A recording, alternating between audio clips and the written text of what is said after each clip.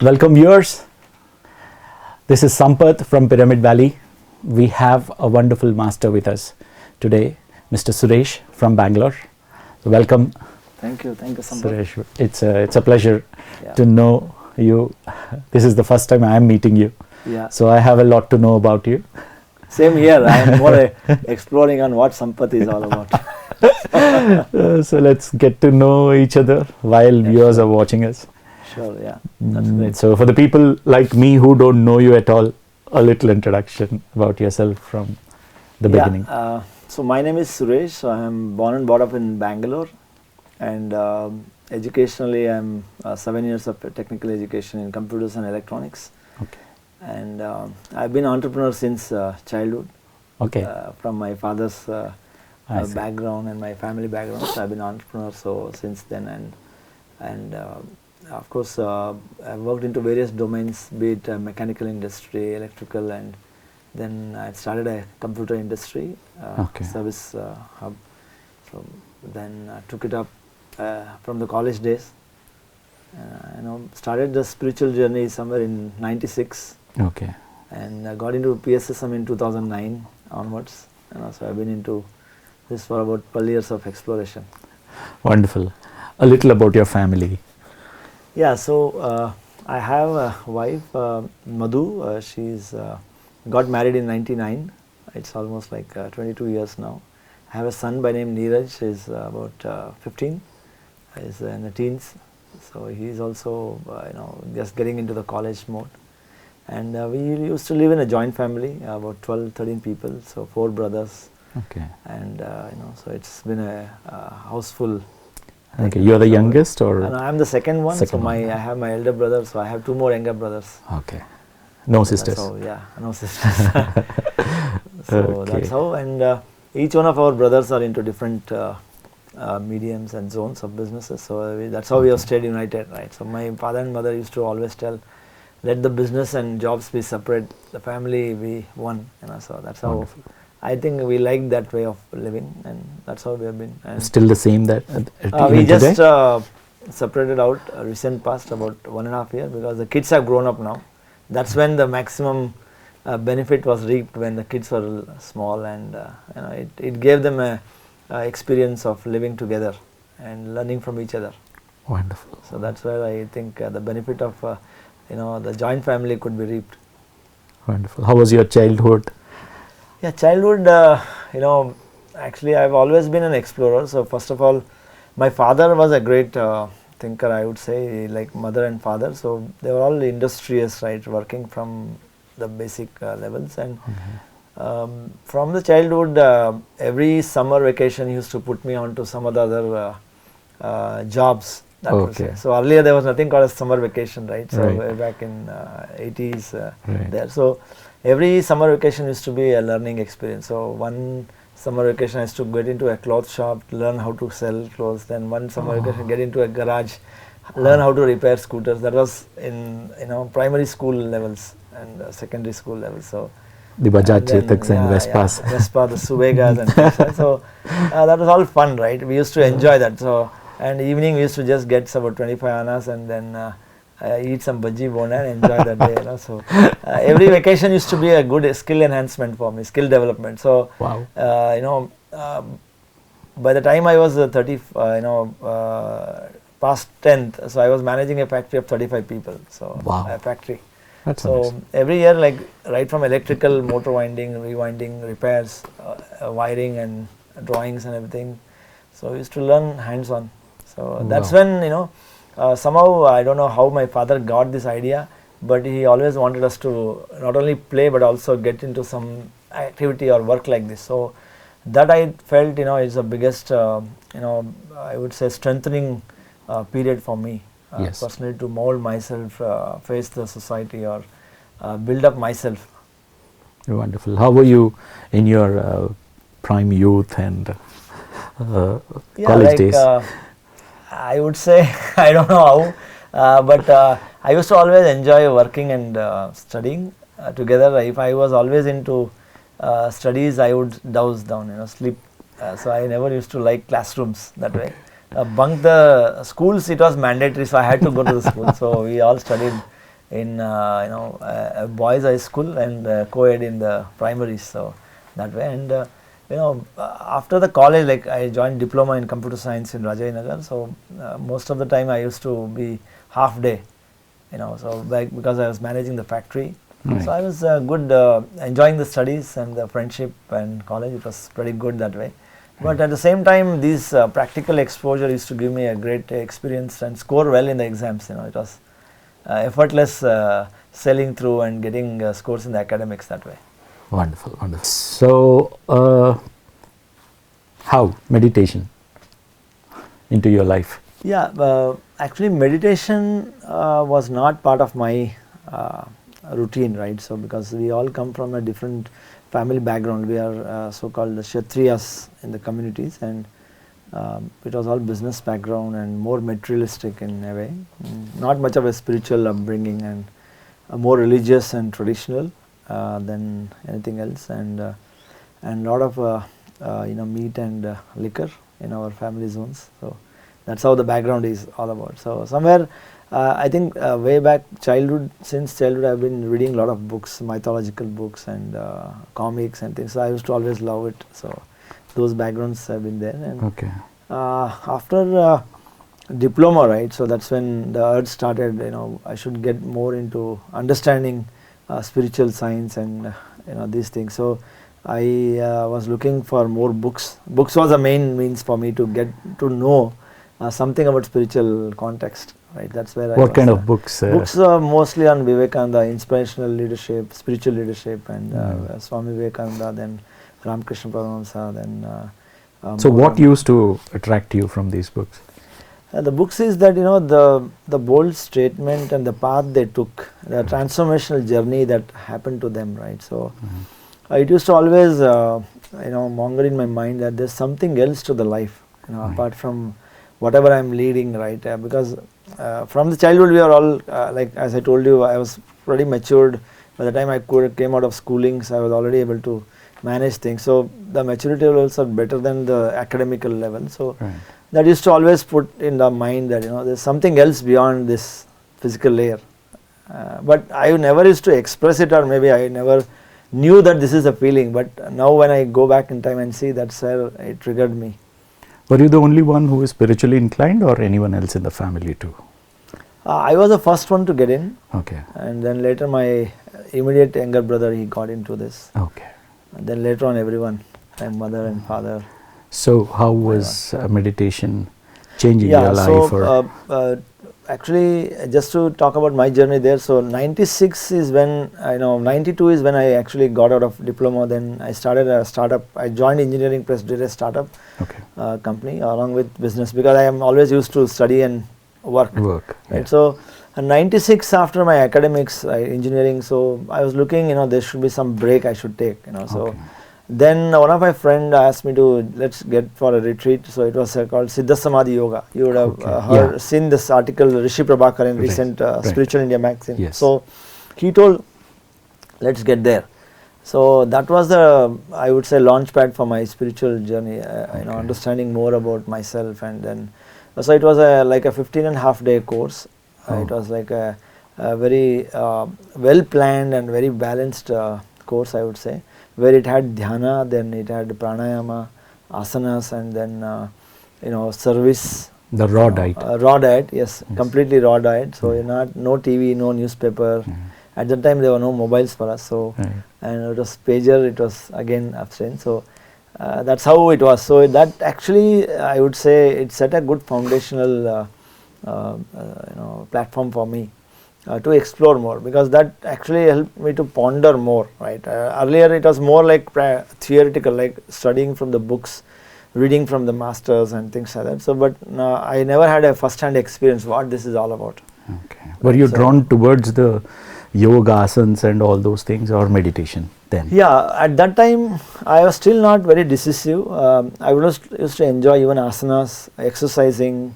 I am not a big fan of exercising in any way, but yogasanas is I used to love, but not really got into it deeply, more non-physical that way. Okay. Enjoyed sports, but nothing much on the physical feats that way.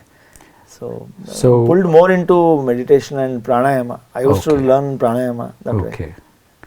And then after that, after Yeah, this so is that actually there it was just a string of meditation, like there was to be not giving a complete independence or complete awareness of what meditation is all about, right. So we had been given a Bijakshari mantra and then silently chant within the mind and then meditate, Okay. observing the thought. That was, here it is like BSSM, we talk about observing the breath, there it was witnessing the thoughts, witnessing Okay. whatever is happening. So that Okay. was the way. So 96 I finished it, and since then I have been doing on and off these sort of feats, and also keeping in touch with spiritual books and meditation and pranayama.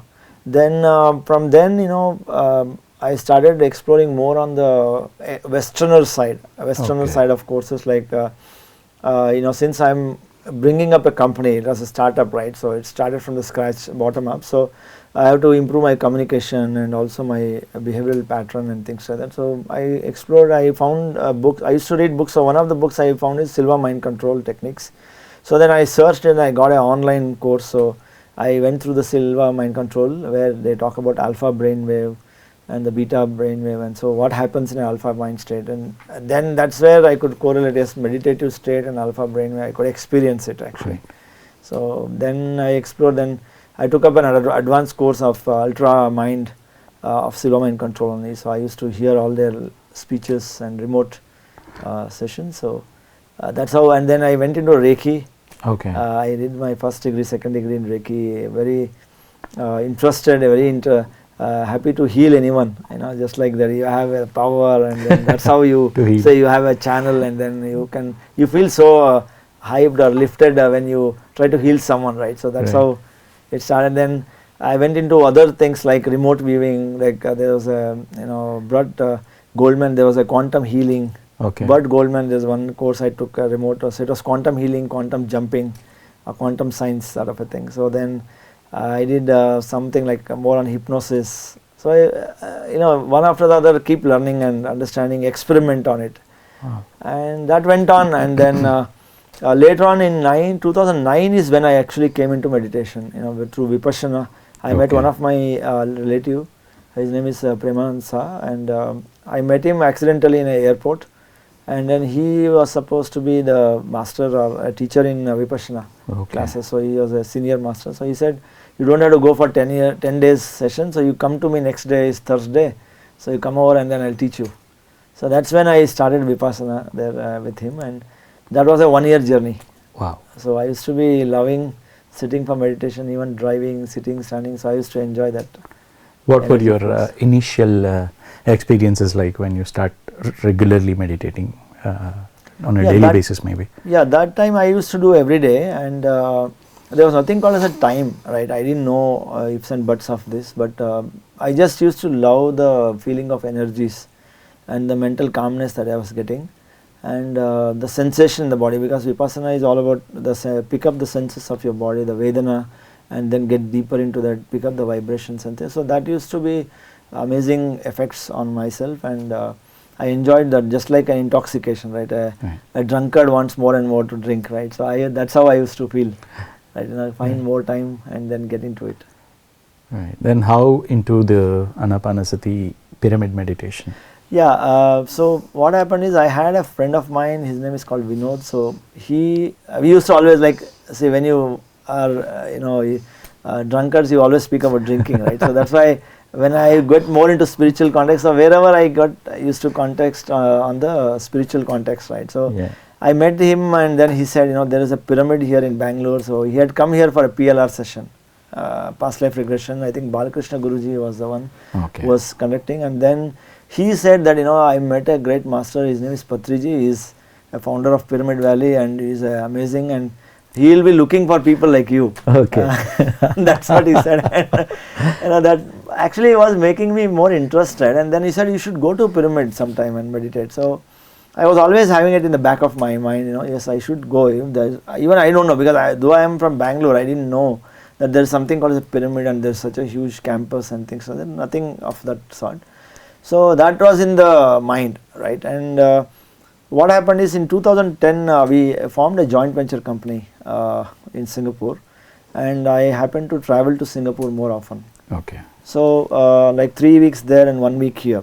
And the moment I went there again, I searched which was the nearest meditation bar, and for my intoxication. So I found a pyramid meditation. Then I said, "Arey Baba, there is a meditation pyramid in Bangalore. Maybe it's connected to that Okay. PSSN." So that's when I connected to pyramid meditation. It was just started there in Singapore. Okay. Oh, In, so you must be knowing 2010. Shashi. Shashidhar Reddy. Ah, Yes. right. So we used to be very closely associated. Okay, Ramu, Shashidhar Reddy, Raj from Right. Malaysia. Right. So all the first batch, I think, Right. the round of masters there. Yes. So the moment I met him or I saw so there was a batch, I mean weekly meditation session was happening. So I didn't know anything about pyramids or crystals or Anapanasati, because I was directly introduced to Vipassana. So no Anapana in initial days. So when I went there in the Singapore, there was a very wonderfully laid down yoga center. Right. Wasabi Yoga was a center where they used to conduct the session. So it was a very great place, very good ambience. So he introduced me to Anapanasati first time, and he made us to sit under the pyramid, the 2 by 2 Yes. pyramids, which had a lot of crystals attached. A lot of colorful A lot pyramids of in that center, I colorful remember. pyramids and Yes. crystals were there. So they made us to sit, and then the moment I started meditation on that day, right, it was, I would say it was a blast for me, Okay. right. I couldn't just bear the energies. Okay. It was a non-stop flow, right. And the third eye was, now I didn't know what is third eye at that time. So now I could sense that the pineal was exploding, and there was a huge continuous flow of energy, right. You know, that was my first session. Okay. So then I thought, there's something really in it beyond, because all the time I was more of bodily focusing on the Vedana. In Anapana, it suddenly started up from my Agnya and above, right. So that's how it started. So that was my first experience under the pyramid and with the crystals and with Anapanasati. So your association with the Pyramid Spiritual Society started in Singapore. Yeah. So from Singapore, so when again to Bangalore, like your meditation, pyramid meditation, when did that happen? So there I got acquainted to PSSM, and then I learned more about pyramid meditation. Then got engaged more and more into that. And when I came back to Bangalore, I don't remember when I exactly wanted to come here. So I happened to come here to Pyramid. So at that time, I'm more like a group man, right? I never used to do anything alone. So if I am into it, then I pull everyone into it. So that's how I used to bring in some friends and say, let's go to Pyramid, chalo. So then we came here, we used to do meditation regularly. Every Sundays we used to be here in the morning at 5 o'clock, but at the time there was no restriction, so you could enter into the Pyramid in the early morning session. So come here and experience the King Chamber. The first time, it was such a, wow, it's a massive structure, right? So I used to only see that pyramid of 2 by 2 size, and then when we came here, right, and I saw, wow, is there something like this also on the earth? So Yeah. That's how I got to know, and then the way it pulled me in, right, when the first time when we went into the King's Chamber and then experienced that energy, it was again something similar to what I had experienced in Singapore, right. So that's when I started, and every weekend whenever I used to be here, and then even after coming back, I used to always come to Pyramid every Sunday, like pick up 5-6 people, come in a vehicle. What is Go the one back. thing that you find unique about pyramid meditation? Now, pyramid meditation, I would say it actually gives me the sense of energy first. So first thing is, yes, before that, right now it's a different journey altogether. But when I used to initially look at it that way, there used to be no struggle, to get that calmness or a blank in the mind, right? So the intoxication or the energy itself was actually pushing you to a blankness state. That was the main attraction that I got. So, and especially crystals we used to play, like attaching, like Shashidhar showed us what is a crystal. Then I used to carry a lot of things from here also in that way. So that way it was helping me to get more focused on my breath, and then avoiding all the thoughts, or in more than saying avoiding, it was naturally happening. So it was a blankness that I used to achieve quite easily with Pyramid. Okay. Then when did you start teaching meditation? Yeah, teaching, that's only after when I met Patriji, Okay. right? So when I met him and when I had all the clarity given by him, you know. How was your first meet? Oh, that's an interesting question. So like I used to come to Pyramid Valley regularly. So once I had come again on a similar note, and then someone told me that, you know, yes, Patri sir is there, you can meet him. Then I thought Patri sir, Patriji, or you know, because here it's addressed in a different way, right? So Guruji or things like that, we don't call like that. So it's more everyone is a master. So that experiences I don't know much. So I said, you know, Patriji is here, so he's in the house there, and I think Prasad sir's house, Engineer Prasad, so his house was there. So we all went there to meet him. So then he welcomed, and he had just finished breakfast, and he told, have chai le lo. Okay. So we had chai. Then immediately he said, looking at me eye to eye, then he said, if you are not Buddha, don't come to me. If you are not Gandhi, don't come to me.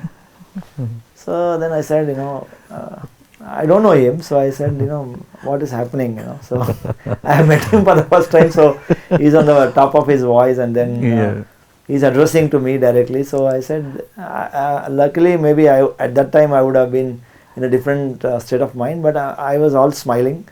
I was just watching him, and then there was nothing like impact on me, but there was some thing that I was just contemplating, you know, what is he trying to say? Right, that's what happened to me. And then we said, you know, we started conversing. Then he said, chalo, we'll go to the pyramid and Buddha. There's a Buddha statue, the fountain was not there. So he said, let's have photo. So Ayyappa Pindi was there, so he was taking the photos at that time. So he held a big camera, then said, chalo, he had a shoulder on my head.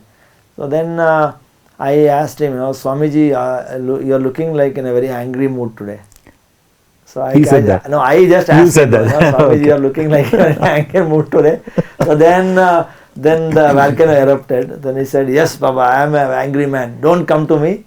Please get out of the facility. You know. So, hey, inko mat chodo. मैं गुस्से वाला आदमी हूँ, इनको मत छोड़ो. तो actually at that time also it was again striking. You know, what is that happening here? You know, so because of course we knew he's an enlightened master. Then of course there's something that I am not able to comprehend. But I was all smiling, and then we again came back quietly. Then everyone was there, but it was all looking like, you know, the setup was known to everyone, and then we are the one who were odd man in. Okay. So then we didn't know exactly what to do, how to behave and things. But yes, for me it was like a first jolt and experience there. So that was my first experience. Then it was just going on in my mind, you know, what was he trying to say, what did I lose or what did I miss to understand. Then the next time when I was in Singapore, then I came to know he's there in Singapore. Okay. That was maybe about a week or 10 days later. So immediately after that, you know, I spent the whole night with him. Okay. Away in Shashidhar Reddy's home, and then he was staying there in his home. So that's when all my questions were answered, and, you know, I got absolute clarity. Okay. As to what is this all about, you know, meditation, and then who should teach, who not, how should we teach it. Then that's amazing realization that, you know, anyone and everyone can meditate, anywhere you can meditate, everyone can teach meditation. And then all this demystifying or simplifying the deep wisdom of spiritual science, right? So that's when I could really see, you know, yes, all the walls are broken, now it's all your open field. Right. So that's when I was inspired that, you know, this is so simple, you know, and he is giving me a license to kill. I mean, to teach meditation to everyone, right? So that's when everything started pumping in, and I said, no, I have to be a teacher. I have to teach meditation, because I've gone through all other contexts, right? The Westerners like Silva Mind Control, Reiki, healing, hypnosis, remote viewing. So all these are tools. So when I came into meditation, I realized, you know, this is the core. This is the best technology, and all these are application science, right? So you can develop any application you want, right? So that's when I thought, you know, this is the base and this is the core, and I want to get deep into it. And I also got an aspiration to teach. So wherever I used to, like, right from, at that time it was crazy, right? You have a first time you got into it, so even the flights, if someone sits next to you, so you're thinking that, you know, if he wants to ask something, I'll tell him meditation. So So that used to also happen, like, so when the moment I decided that I'm ready to teach, so whoever comes in my vicinity, they used to be, looking for some respite or some clarity. So that used to help. That's when I thought, then the moment I decide, there's a saying, right, that when a teacher is there, a student appears, or when a student is there, a teacher appears. So Correct. that was how it started for me, teaching meditation. So wherever I go. Wonderful. So, learning while teaching, I want to know about that journey of yours in Pyramid Spiritual Societies. Yeah, so that's a great awakening, I would say. Like, say, what happened is, the first time when I started teaching, right, so it was a unique experience in itself, right, experience in itself, right. So we have to comprehend and put it in a right, presentable way. So it so happened that I was part of an IT organization, IT association, so the Association of Traders and Information Traders. So they told me, you can, I told, if you want me to teach or tell about meditation, I can have a session from my side. So they arranged one. So that's when what happened is, the session was very near, then I didn't have time to sit for putting up all things into one place. So I only got one night to prepare, right. So that's when I was thinking, how should I present, what to talk. But if you talk about just meditation, people won't really get it unless you emphasize and say why meditation is so important. Correct. So this made me to ponder and then develop more context and materials to that, and that actually gave me to recall, one is introspection and self-learning and reading, and all the PSSM concepts are deep rooted, right. So I wanted to do a top-down approach at that time. Like top-down is like, say, Patri sir always says, my dear gods. So that means it is a real addressing that, you are addressing the gods by reality. So that's where I wanted to talk from top down, the God concept, what is a God, and then they talks about mind, and we create our own reality. So then we talk about meditation, then thought power and things like that. So that flow came in actually. So while I had to teach something, then I had to learn myself also. That's very important, right? And put that in an understandable way. So that actually helped me to quickly present a theme or some concepts and things like that, and put it in a common man's language, because I come more from technical backgrounds. I used to always pick up technical examples or a common life example. So that was a unique learning for me to quickly adapt to the necessities of the audience and where I'm going, whether it's student or whether professors or lecturers or doctors or corporate crowd, which is completely different world. So that was a experience in itself that way. So second is, I always love to have an interactive session, right. So when I throw question, I should say, see, till I give you a Q&A session, you cannot ask me a question, only I can ask you questions. Right. So that questioning itself, right, depending on the type of audience they give you the response, that was in turn itself is a great awakening, right. So because everyone has their own perspective to life, right. So when we talk about right from vegetarianism or meditation experience or why and why not. So that used to give me a lot of knowledge from those souls, and I always trust that what you see or what you hear is your own reflection. So whatever is pending for me to pick up is what I used to get from the participants. So. Wonderful. I forgot asking you about when you turned a vegetarian. Okay. No, I actually. As I told you, like, we are all coming from the non-vegetarian eaters background, so we feel that it's a birthright to eat and kill animals that way because they are from Kshatriya thing. So I was on the peak of my eating styles. Like I used to eat the highest volume and in my home and consume too many eggs at a shot. So that was my right days of my eating there, I would say. So I was reading, as I told you, I was a fond reader, and I was reading a book on Sadhu Vaswani. It's called a Joy Peace Pills. Okay. It's a JPP is called. So it is written like a doctor's prescription on the top cover, and then it's written Joy Peace Pills. And so it's like a prescription note. So when I was reading through that book, right, Sadhu Vaswani is an ambassador of vegetarian culture, right. So he preaches vegetarianism, and every year he gets a full page from his association that on the newspapers to be observe as a vegetarian day. Okay. So then in there I had happened. He gives a lot of stories and examples. So in one of the stories he explained how he got to know one small child where she was demanding a non-vegetarian food. And he is a preacher of vegetarianism, so he's a Pakka Jain and then Sadhu Vaswani. So she wanted non-vegetarian, she was demanding. Then he told her, then okay Baba, beta, you get a knife. So then she got a knife, and then he said, you tell me which part of the body you want to eat. He took a knife and he said, shall I cut you this part of the body, or should I cut my fingers, or should I cut somewhere else? Let me know, I'll cut and give it to you, and someone will cook for you. So that story really changed the girl and changed me as well. So I was just, I was just not aware, or I was not ready for that sort of a story. And immediately, it just changed my mindset. I was very emotional. Though I didn't cry or put tears out, but that actually melted me completely.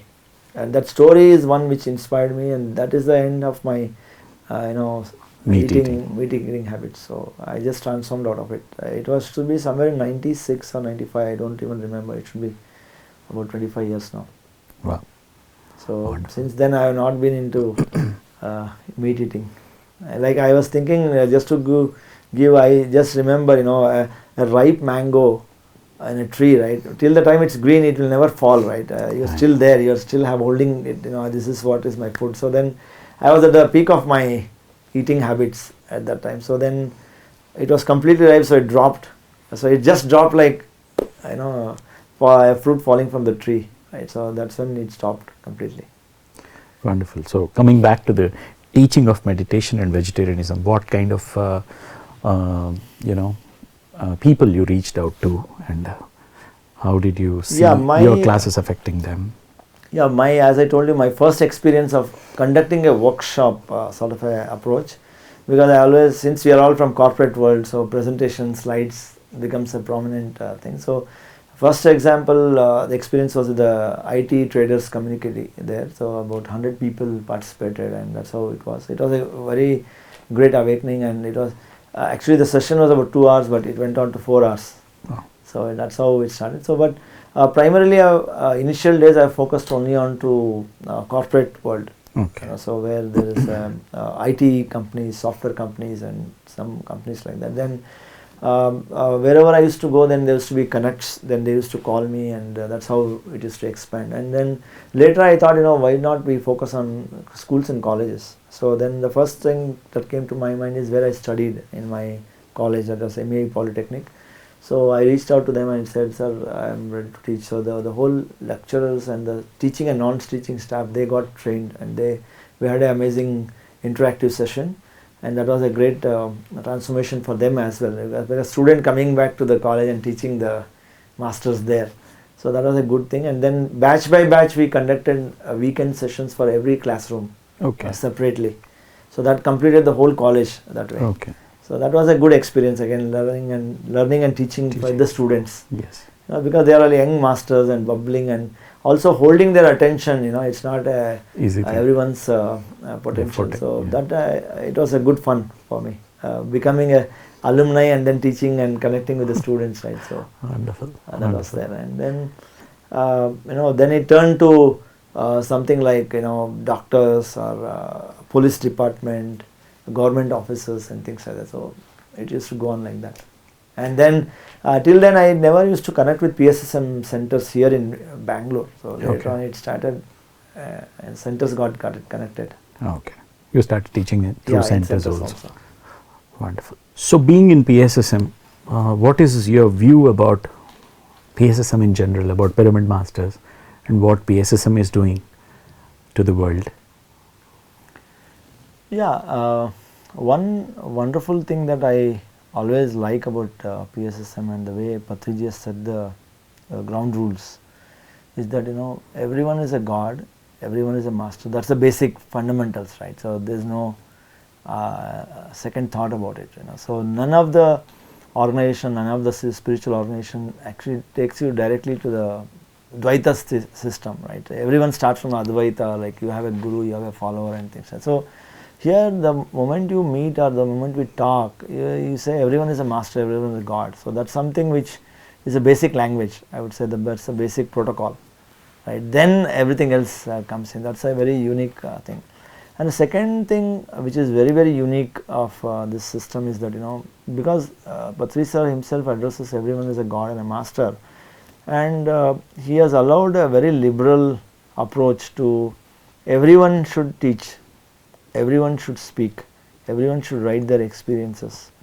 So this is something very unique, right? So when Patri sir or Patriji speaks very limited, and it's all the masters and who are going to speak, who talks about their experiences. Like when I see any of the stage events or any of the public events, so he would have spoken hardly any words, then he would have, the whole program would have gone by allowing every master to speak about their journey and their way they came into meditation, and then what was their experience and things like that. So there is like everyone is a speaker, everyone is a creator, everyone is a master. So this is something that there's not that there's just one mouthpiece that Patriji and everyone just listens to him. It's not like that. So he is speaking through so many like the reality, he is showing in reality that what he speaks is actually happening also. Right? It's not that you address it and then you don't see it in reality. Like speaking and preaching and doing something else, it doesn't go well. Correct. So you can very well see that when he addresses audience or a crowd, say my dear gods and masters, so he really means it and he implements it, and without saying, without even we knowing that it is happening, then if I go back and see it's really happening, because he sees literally in that way, and that's an experiential approach, I would say. True. Very true. Right. So this is the only platform I would say where everyone is addressed as gods and masters. Then everyone is given a liberty to teach meditation. There are no boundaries and walls to limit or tell you. So you are on your own. It is just ignition. You are launched to the satellite station, so you orbit around as your wish. So that's how I could say. So PSSM is, I would say, it's a satellite launch pad for all pyramid masters or spiritual masters, I would say. Wonderful. And how difficult or easy you think is running a society like this, where you give freedom to everyone, empower everyone, allow everyone to teach? So how different or difficult it is? No, for I would say, first of all, not everyone will join this organization. That's the first thing that I have seen. Like I would say it's like a centrifugal force or a winnowing effect. So an organization like this, where it doesn't have a boundary, it doesn't have a system to follow, right? There are basic guidelines and principles, of course, Patriji has given, which I can talk about 18 principles, like that was my guiding principle at that time. But not everyone can come in here unless they are really fond of or getting deep into the spiritual exploration. Only they can understand the language and the approach that's given here. Otherwise it will be like a short-lived experience and they may quickly get out of this thing. So I would say it's more like an auto selection, auto rejection. That's what I have seen. So I have not sensed that there is any challenge, but of course there can always be some clutter in here and there, and it gets auto cleaned as well. Right. That way, right? So and where is this movement going, PSSM? How is it yeah, going? I would say this is exactly the most clarified society, which one is it gives you your autonomy, that you launch your own life and you are responsible for your own life. First it gives you a sense of responsibility for your own life and gives you a sense of responsibility that you are creating your own life. So that's first thing. Second thing is it is taking the humanity towards self-reliance, right? My thought, my creation, my society, and things like that. We are creating, so that gives the consciousness. It's creating a wave of consciousness, awareness, and making everyone become meditative, right? So meditation is a basic fundamental here, and attached to the vegetarianism is another important concept. So right, so these are the two, like I would say, two sides of the coin. That one is meditation, and just meditation is not enough, but you also have to be vegetarian, right? So we compare between Rama and Ravana. So both are sadhaks and both are great masters, but one goes in one way, the other goes in another way, right? So they all are spiritual seekers and they had their own capabilities, spiritual powers, but what path is chosen, right? So without vegetarianism and just meditation is like Ravana, I would say. Then with vegetarianism and with meditation is more like Rama principle, right? You are righteous, you are doing better that way. So vegetarianism and meditation, none of the organizations in the society is coming out and talking boldly about it, So because it's all about what happens, who thinks what. If I tell about vegetarianism, then maybe they are all rejected, they don't come to you. So here it's not like that, it's not a this association is not anything to do with commercial. This is nothing to do with bringing masses and nothing to convince anyone, right. So this is a straight line approach. You have the principles, you adapt it, you see the result. If you don't adapt it, maybe another school of thought is ready for you. When you are ripe, you come to this. That's what I can say. Wonderful, wonderful. And you have seen and been with Patriji closely. What are the qualities that inspire you, and a little about Patriji from your point of view? There are innumerable things, right. So it's just difficult to encapsulate into a small conversation, but yes, every experience has been different with him, right. So the way he addresses you and the way he gives attention to you. So one thing unique I find, or which I have always noticed, is that he's a soul searcher, so he sees the sparks, who is ripe and who is ready for that last mile architecting, the sculpting. So he's a perfectionist in terms of sculpting a soul or a mind or a person, right. So the moment he notices someone, he pierces into the eyes, and then he looks into the existing architecture, and then see where the hitting has to be done. So he will just hammer the last piece of the finishing with his tool, and that's how he can shape you up. So that's been my experience. So whenever he has seen something, right, so he will, it's like giving you more like a Zen story, right. So there's nothing called as a straightforward comment that he makes, right. So if something is there, like he sees the masses, it's like a cloud of thoughts, right, cloud of people sitting here. So when you see the cloud, it's dark or bright, so you can see straight, and then based on the cloud of thoughts here, then he gives the right command, right addressing to the cloud, and the answers would have been reached to everyone. That's what is my own experience also, that whenever I had a suspicion, like I would have thought of asking something, or that something would have been pondering in my mind, the answer comes through him. Yes. In the audience, right. Yes. So that's when I got more deeply attached in that way, that mind language, mind messaging and thought pattern actually makes a lot of sense. And being a master like Patri sir, is for him, he catches it just like this, and so it's very easy for him. Yeah, very so true. That's a very great experience. Every moment, every time I have had this sort of experiences. And then also, it's not about too much of personification, and also too much of making it look like a complicated, or trying to give you a lot of bhav, or too much of a respect, which is more like a commercializing or more like a social approach. So it doesn't really get into those sort of a formality approach. It just gives raw and straight, and there's nothing called as a fear or a looking towards what the results can be, right. So because a master of that cadre, he doesn't really care about it, but he's just focusing on how to prepare the masters or how to guide, and his job is always to give the right guidance and right wisdom.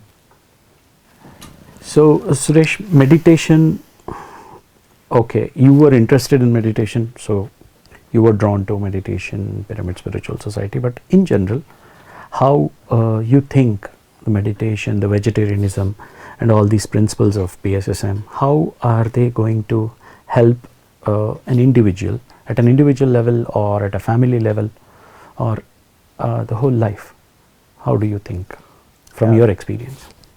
I think that's a wonderful question to answer, right. It's a much deep rooted response to that, right. So of course, yes, what you asked is right. So meditation, yes, we do meditation, so but what is in for me, right. So people, especially those who are listening, right, they may just be getting into meditation, and they may want to know what more about meditation. How did I use it, or how did I adapt it, right. So True. So that's a very I would say it's still an evolving journey for me. And when I got into PSSM, the first thing that caught me, and that was a teacher for me for a year long, maybe in 2010, was the 18 principles of Patriji. right? So the 18 principles are mainly, I would focus, on limited food, right? So not just to eat like a 3 meal a day, or and also getting into no doctor, no medicine, right? And then have a balanced life, be in the family and follow this, and then also no other special garments, or no wearing that white dress or this dress, that dress. So no show off in terms of that. Yes, you are spiritual. And no money exchange during meditation, right? So that was an amazing principle that I got early in my days, so that there's no commercialization of meditation, right? So you don't charge anyone that is you are going to teach meditation, you're going to charge. So everything is free, right? Because it's giving you all the benefits there. So I started adapting each of these principles. Like the first thing attracted me is, like in 2010 I started exploring on myself on food habits. Okay. So I was very hefty at that time, like I was struggling how to reduce my weight, about 85 plus. Then I started seeing, and then when I met masters like Jasmuheen I met, and then she was a breatharian, and then I started looking at some other videos or stories about breatharian. So I wanted to be a breatharian at that time, so that was a fascinating story. So I immediately started cutting off the food styles, and then I started experimenting, can I really live without food? So but later again the other principle says you should also have a social balancing. Correct. Right. So it's not that you stand out unique, but how are we actually going to blend with the social life? Because I would say the health here I have learned is that fivefold health that I have got from PSSM movement or through meditation. One is physical health, one is no doctor, no medicine. So effortlessly manage your physical health. So whatever happens through my previous background from meditation, so the body has all the capability to heal. Correct. And 99% is psychosomatic. Right. So when the mind is clean, mind is pure, and mind is calm, automatically the agitation within the body stops. The unnecessary chemicals or the hormonal imbalances that gets into your body is cool down, and then you naturally attain the balance, right, that way. And even if there is some issues here and there, the fever or dysentery or vomiting or whatever issues are there, so we can heal ourselves, have that faith. So we get that confidence to, yes, I got to heal. Like once I was down with dengue fever, so it was a 10-day relaxation time. So the fever level touched very high, and then no medicine, no doctor, and my platelets dropped, rashes all over the body pain, temperatures at the peak. So that was a test time. Like I could sense that I'm not afraid of this anymore. So that actually, the 10-day journey actually taught me, yes, this is possible that way, right? So wow. And fasting also gave me, like I lived through 2010 for 2 meals in a week. So I reduced almost like 300 grams a day, and I used to meditate the whole night and still go to the office, lead the busy corporate life, and then come back in the evening. So that's how it is possible, right? And I could sense very easily that there is always an alternate source of energy. Like we always believe on the solar, thermal energy all through the traditional ages. Now we know solar. So solar is no pollution, no physical intake, right? Similarly, I sense that we all depend on the thermal plant, that is your stomach. Right. So there's also a cosmic connect, right? So I could sense that yes, there is a flow. Everything transpires into light and energy. So whatever we eat physically also, it has colors like green and red and orange. So it all serves the chakras and centers of your body. So every food has its message and things. So the cosmic energy has all the colors in it. So it nourishes the chakras and things. So there is always now is the age, I would say, for us the humans to go hybrid. Hybrid means like you have a hybrid car, electric as well as a fuel based car. Right. So humans also can do this. So I have been living like this for almost 10 years now, that I take 1 meal a day or 2 meal a day. So effortlessly switch between eating to non-eating. So that's been my experimenting on myself. So I have been maintaining BMI without much of anything like an exercise or burning the calories. Eat whatever you want and abstain from it whenever you want. So that's how it's been there. Oh, wonderful. And how would it, the meditation and vegetarianism and all the principles, how are they going to affect the work life and the family life? Yeah, so that's a great amount of transformation. See, what happened to me is like, because see, I come from a business background, right? So holding responsibility of a large organization, and then you are always worried about how to feed the business, right? How to get the business, that anxiety of the future, and then Right. financial stress. You have a lot of pressure that you have to fund the company as well as pay them salary, whether the business Correct. happens or not. Correct. Right, and you are always on the forward mode or you get onto the regret mode in the past. So meditation greatly helped me that you stop the travel of the mind. The moment the mind stops traveling, the anxious moments, like the anxiety of what may happen tomorrow, drops, and then it greatly increases my efficiency for now. Right.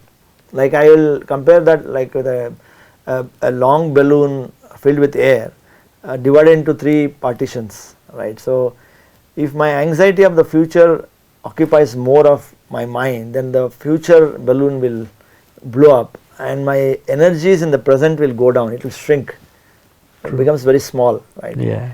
Or if I go back to the past, again the past will blow up, my future will go for a toss, or my present will be not there at all. Right. So it's the same air, right? You have to squeeze it into 3 pieces. So if I am balanced in all the 3 layers, or just present completely here, my past and future are not there, right? I mean past and future are not there, my present is what is going to create my tomorrow. Correct. So this came to me experientially, I would say. So just by practicing and adapting meditation, it gave me the mindfulness. Sthita pragnata is what we call, right? Being in the moment, and then focusing my attention and dedication to what I am doing. Right. And that actually, not only that is one quality that I could sense and realize. But the greater thing that happened, as I told you, when all my energy is in the present tense, my power of manifesting becomes very high. Wow. Because the way the thoughts can radiate, I would say, I always use this analogy, right? Every thought that I create in my mind has 2 effects to it. One is called as a wired effect, the other one is called a wireless effect. So the wired effects will transpire your body, and wireless effect will transpire the universe to give what you want. Amazing. So but earlier, before meditation, I used to be more anxious about the future, like what may not happen, what may go wrong, or what has not happened in the past, right? So that actually used to have a lot of effects on my body, like anxiety, like the acidic level, the burning sensation, then feet itchings and headaches and neck pain and back pain and things. So these, I have gone through all these things, because when you know that, and also I could not really keep control on my senses, right? My emotions, like anything that does not happen, I blast on others, and anything that happens, I take full credit of myself, or blame game. So this is a natural tendency, being a human being, is what I thought. But over a period of time, when I look at my journey, right, so this has completely changed. There is something like an empathy, like gratitude, and then you have a respect for everyone's hearing, so, and also giving respect and credit to others as well, and then listening to them. Have a balanced mind, and then focus on what you want to do. Never not worry. Of course, you will put a plan of future, like I put a roadmap for 5 years or 10 years or 3 years of my business, but the plan is now. The plan, what I am putting the plan is in this moment, not in the future. So the plan is being done now. So if I focus on my plan today, my tomorrow is taken care. So this is a very great experience that is practically I am seeing in my thing. And the third thing is that it's all happening effortlessly. I wouldn't call anything, there's something called an effort, because you are living in this moment, so you are not anxious about the future. So the worry element stops completely. And then because of our own feeling that about the respect to the employees, respect to the organization, respect to the customers, the gratitude to the customers, this feeling radiates all over, and then I don't need to express anything more beyond that verbally. So whenever I used to go to a meeting, right, when I carry a great respect and gratitude to my customer, we just speak a little bit about our business. The business is already done for you. So that's how it becomes effortless winning of business and customers' hearts. So that's it opens up the heart, right? Yes. Especially when we meditate, the heart chakra opens up, so it radiates. It has a massive aura effect. There is an induction effect. So that's where I have felt realistically, though there's nothing called as a conflict. So this is a realistic use of business, spirituality into business. Wonderful point. Wonderful. Amazing. So for those who haven't yet tried meditation or any of these things, what do you suggest to those people? No, I would say if you want to really struggle in life, please don't come to meditation. If you want to lead a effortlessly happy, healthy and prosperous in all aspects like socially, spiritually, physically, mentally and financially, then meditation is a single tool or a single way of living, where you can achieve these things without you realizing that you are putting any sort of an effort. That's what I can say in a simple term. Wonderful. Wonderful. Because no one wants to struggle, right? So in life, so everyone wants to see what is it. But the irony here is that the modern day irony is, if we say don't do anything, just sit for yourself. That's the luxury. We spend the whole life for ourselves, not thinking about how much of quality time that I am giving to myself. And the formula here is clear in PSSM, right? 1 minute for every birthday that you have celebrated. So if I have celebrated 50 birthdays, then 50 minutes for yourself. Can't you give that much of a time for yourself? So if I can't give that much of a time, then my whole world is a reflection of myself. So if I am not happy within, if I am not healthy within, I am not calm from within, I am not settled from within, I cannot see that in the external world. So as my inner world grows, as my inner world brightens up, so I see outside. That's the experience that I have seen, right? So as my brightness, like you hold a torch and look for darkness, you cannot find it, right? So same way, like if I am brightened up from inside, like meditation gives you that. So if I hold a torch and look where is brightness, where is darkness, where is dark, you won't find it.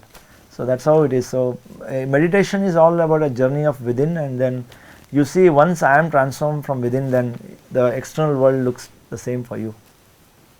Wonderful. Wonderful. And COVID in 2020, it has shown people different, completely different experience. A lot of them were forced to be with themselves. Yeah, I think I would say COVID is definitely a boon to humanity.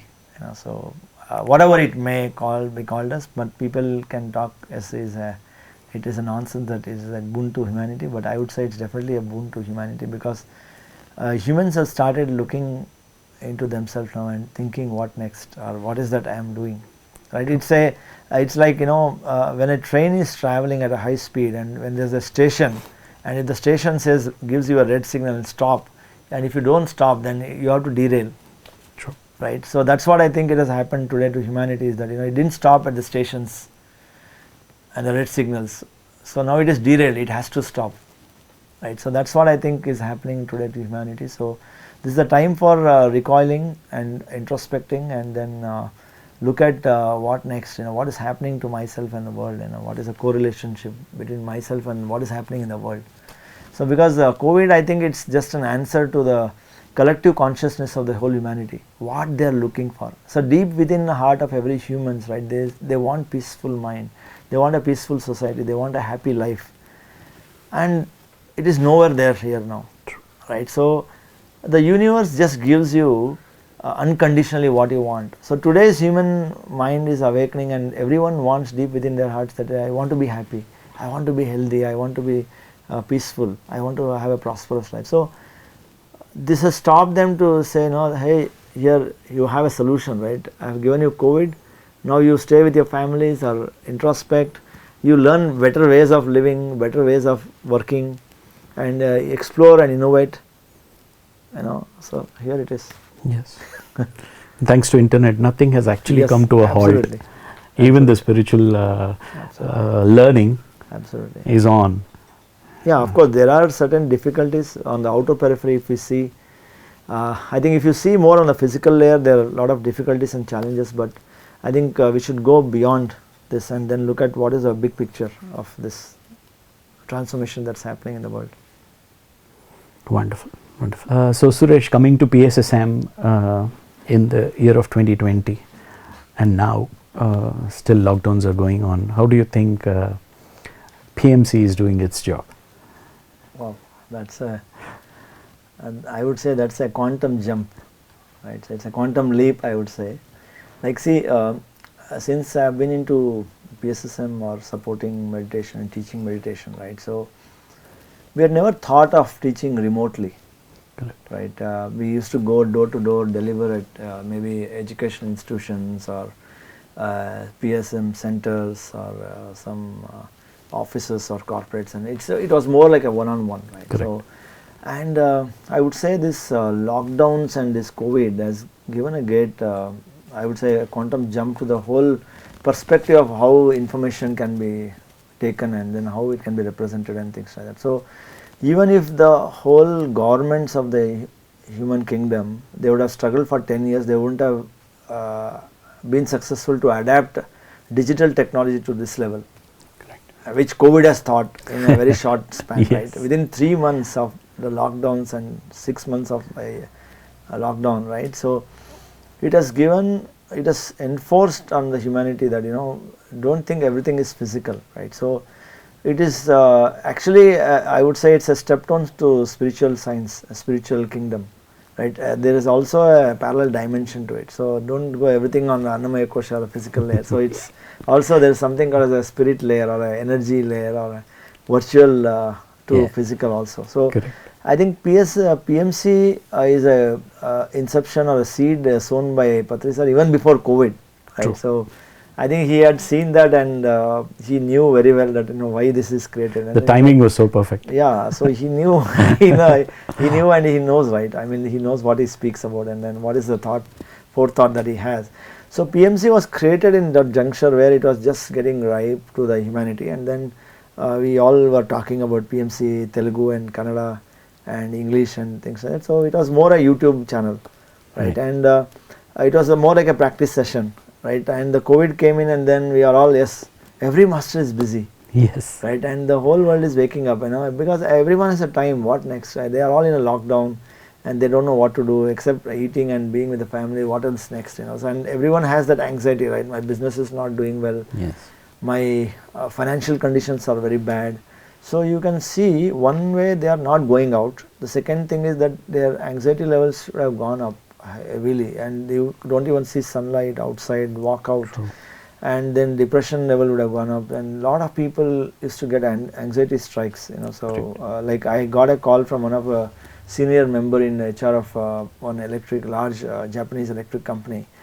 He was saying they have about 500-600 people and they all have lower back pain and spondylitis, and they all gone into some sort of a psychological issue, and though I am trying to train them, it's not happening, you know. So they asked whether I can deliver a session for them. So PMC has been a great platform now, a tool that, you know, every master, because there are millions and millions of masters across the world, we all came closer first. First thing is we all started knowing each other, because every master is delivering like morning Brahma Muhurta to night, midnight, depending on the time zone. There's always a channel that's running, and there's always one master delivering a session, True. giving experiences, and hundreds of masters joining online. And the wisdom is just getting distributed, or experiences are sharing on the platform, and that's going viral. True. And you know, if you just subscribe for the channel PMC Kannada or English or Telugu, depending on what language you see, you get to know the abstracts of all the sessions and everything. It's available on the YouTube now, you know. So that is, I would say, that's a need of the hour. It also transpired that, you know, it was created just for the requirement of COVID situation, I would say. And going forward, I think being a satellite channel in Telugu and now Kannada getting launched, and English also might get into satellite channel very soon. So I think there is no other unique channel which is only focusing on this crystallized spiritual wisdom, you know, which is no clutter, no advertisement, only you know, there are no heroines here, there are no masters or any other masters. All meditators are masters, all teachers or seekers are masters there. So everyone is allowed to speak.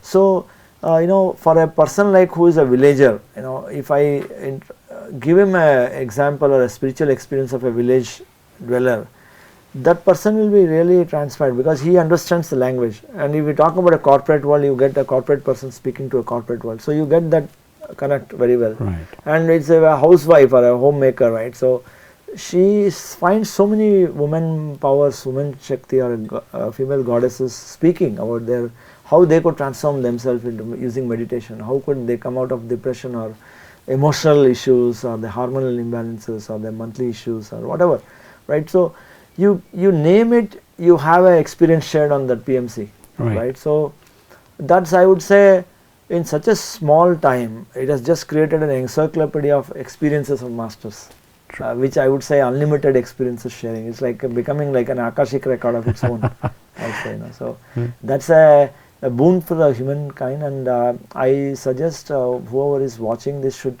liberally share. One is adapt meditation and concepts, and then liberally share these channels. You know, it is having a very humble cause that everyone has to become a meditator, a vegetarian, and you know, create a world of sharing spiritual experiences and entering the spiritual kingdom, explore, because we all just keep talking as looking concepts, but here you see real time experience here, you know, masters expressing what they have undergone. True. And they are all right from a layman who is uneducated, who still can do meditation and speak like a jnani, or a very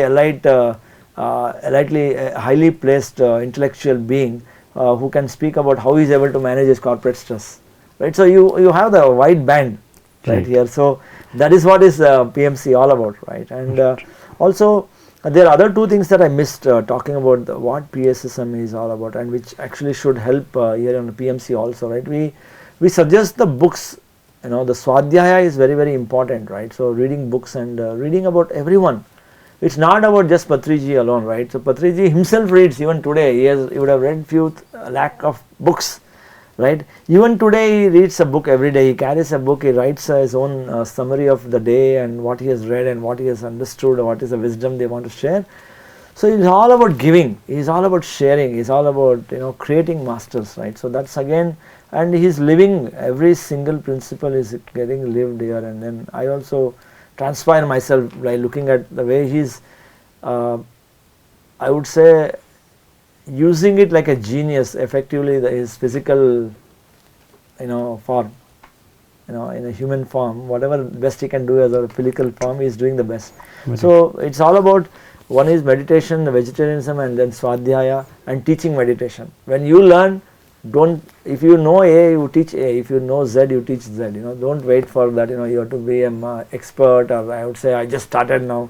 Whatever you started, just teach meditation. So these are the 4 pillars, I would say, it's all standing upon. And then PMC, the whole agenda is about this, right? So I am sure that, you know, it will create a big wave. It has already created a wave.